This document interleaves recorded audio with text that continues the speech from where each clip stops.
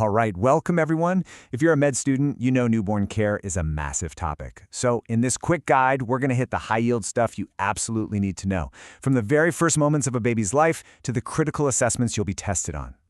So let's just jump right in. Picture this. You're in the delivery room. A baby is born. The clock starts ticking. You've got 60 seconds. What is the very first thing you do? What are your priorities? Yeah, that first minute is everything. We literally call it the golden minute for a reason. What you do right here, right now, can set the entire course for that baby's transition into the world. It's all about a quick, systematic approach. Okay, so here's the game plan, step by step. First, you gently clear the airway, just a quick wipe of the mouth and nose. Then, and this is huge, you dry and stimulate the baby.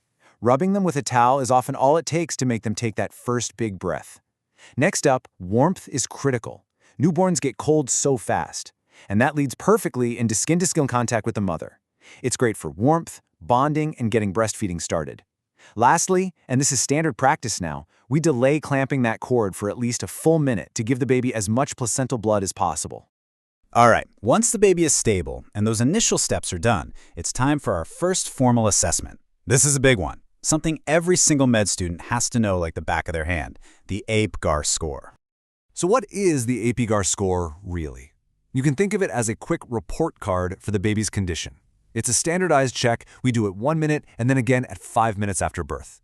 It just gives us a fast snapshot of how the baby's doing and how they've responded to any resuscitation efforts.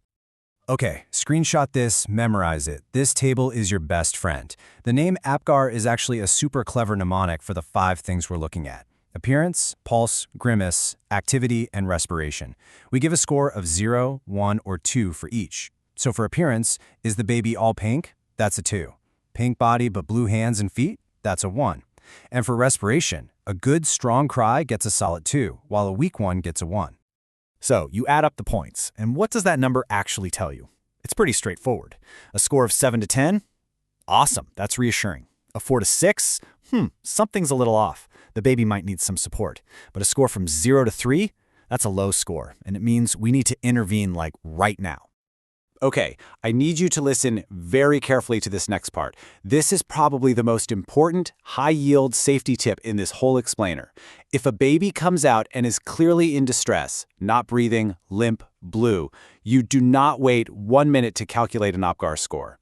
Resuscitation starts immediately. The score is an assessment tool, not a permission slip to act. You see a problem, you fix it, period. So, after the APGAR is done and the situation is stable, what's next? We need to get a full set of vitals and measurements. This is all about establishing that crucial baseline that we'll use to track the baby's health from here on out. Let's fire off some key numbers you just have to know. For heart rate, we're looking for something in the range of 120 to 160 beats per minute. And for breathing or respiratory rate, the sweet spot is about 30 to 40 breaths a minute. You really just gotta have these numbers down cold. And here it is, all laid out for you. This is another great one to commit to memory. You've got your heart rate, 120 to 160. Blood pressure, roughly 67 to 84, over 35 to 53. And temperature, gotta keep them warm, so between 36.3 and 37.3 degrees Celsius. All right, let's talk weight. A healthy newborn usually weighs somewhere between 2.7 and 4 kilos. Now here's something that can freak new parents out but is totally normal. Babies lose a little weight at first. Up to 10% is fine. The key is that they should be back to their birth weight by about day 10. After that, just remember these easy milestones. They double their birth weight by 6 months, and they triple it by their first birthday. Okay, moving on to the neuro exam. We're not doing a full adult workup here, obviously. Instead, we check for what are called primitive reflexes. These are these amazing, involuntary movements that give us a fantastic peek into how the baby's central nervous system is working. And here's the list of the big ones you'll be checking. You've got the grasping reflex in their palms and the soles of their feet, rooting and sucking, which are obviously super important for feeding, the Moro or startle reflex, the fencing pose, which is technically the asymmetric tonic neck reflex, and even a stepping reflex. And of course, the famous Babinski reflex. You stroke the bottom of the foot and that big toe goes up while the others fan out. All right, besides those specific reflexes, you're also just doing a good old-fashioned head-to-toe exam, keeping your eyes peeled for any other important signs. And one of the classic spots to check is the fontanelles, the soft spots on the baby's head. This comes up on exams all the time. The anterior one on the front is bigger, kind of diamond-shaped, and it takes a while to close, anywhere from 10 to 24 months. The posterior one in the back is smaller, triangular, and closes up really fast, usually within just a couple of months. And what you feel when you gently palpate them is super important. If a fontanelle feels tense, bulging, or is pulsing hard, that's a major red flag for increased pressure inside the skull. On the flip side, if it feels sunken or depressed, you should be thinking about dehydration or maybe even malnutrition. Another thing you'll see all the time is jaundice.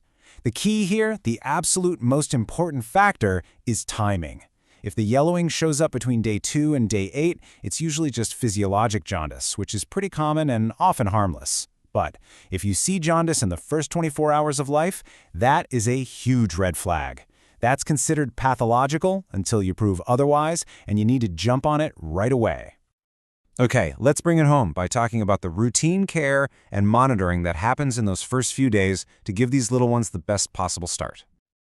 So there are a few standard things we do for almost every newborn. We give a vitamin K shot within a couple of hours to prevent bleeding disorders. We give some eye care, often with povidone iodine, to prevent infections. And depending on where you are in the world, the BCG vaccine is common. On top of that, we'll start them on vitamin D supplements after a couple of weeks, and always keep an eye out for low blood sugar or high bilirubin levels. So that brings us to the end. But here's the real test, right? The initial exam is done, the baby looks great, but your job isn't over. So I'll leave you with this to think about. In a newborn that seems perfectly healthy, what's a subtle sign that might pop up in the next 24 hours that would really make you concerned? Mulling that over is a great way to tie all this together. I really hope this guide was helpful for you.